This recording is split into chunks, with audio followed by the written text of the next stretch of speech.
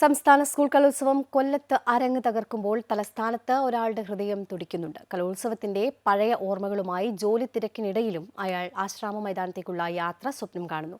School college കാലത്ത് വാരിക്കൂട്ടിയ സമ്മാനങ്ങളാണ് പട്ടം സനിത്ത് എന്ന പാട്ടുകാരനെ വീണ്ടും കലോത്സവ നഗരിയിലെത്താൻ പ്രേരിപ്പിക്കുന്നത്.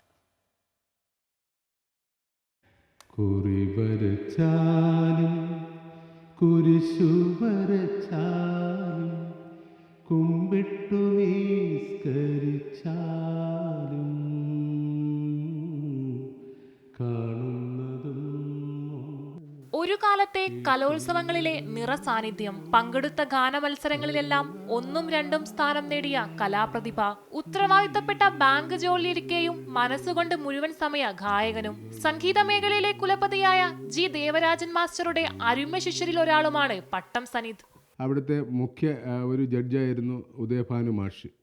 ഉദയഭാനു മാഷ് എന്നെ സാധാരണ ഈ കലോത്സവങ്ങളിൽ മത്സരങ്ങളിലൊക്കെ പങ്കെടുക്കുന്ന ഒരു സ്റ്റേജിൻ്റെ ചുറ്റിനുമൊക്കെ തന്നെ നിൽക്കും. എന്തെങ്കിലും അനൗൺസ്മെൻറ്റ് വരുമ്പോൾ നമുക്ക് പ്രൈസ് ഉണ്ടോ എന്നൊക്കെ അറിയാൻ വേണ്ടി അത് ചുറ്റിപ്പറ്റിയൊക്കെ തന്നെ സ്റ്റേജിനെ ചുറ്റിപ്പറ്റി തന്നെ എല്ലാവരും നിൽക്കും, മിക്കവാറും ഉള്ളവർ നിൽക്കും. അങ്ങനെ നിന്നപ്പം എന്നെ ഉദയഭാനു മാഷ് വിളിച്ചിട്ട് ചോദിച്ചു, ഇതാരാണ് സംഗീതം ചെയ്തത്? ഇത്ര മാത്രമേ ചോദിച്ചുള്ളൂ. ഞാൻ പറഞ്ഞു, ജി ദേവരാജ മാഷ് സംഗീതം ചെയ്തതാണെന്ന് പറഞ്ഞു. ഇത്ര മാത്രമേ പുള്ളിയെ പോവുകയും ചെയ്തു. പിന്നെ മണിക്കൂറുകൾ കഴിഞ്ഞാണ് റിസൾട്ട് വന്നത്. റിസൾട്ട് വന്നപ്പം എനിക്ക് 1ാം സ്ഥാനമാണ്. സിനിമാ രംഗത്ത് ഏകദേശം 11 ചിത്രങ്ങളിൽ പാടിയിട്ടുണ്ട്.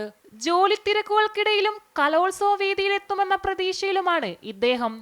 നല്ല ഭൂമി, നല്ല ഭൂമി, നമ്മുടെ ഭൂമി, ഭാരതഭൂമി, നല്ല ഭൂമി. അർച്ചന രവീന്ദ്രൻ, അമൃത ന്യൂസ്, തിരുവനന്തപുരം.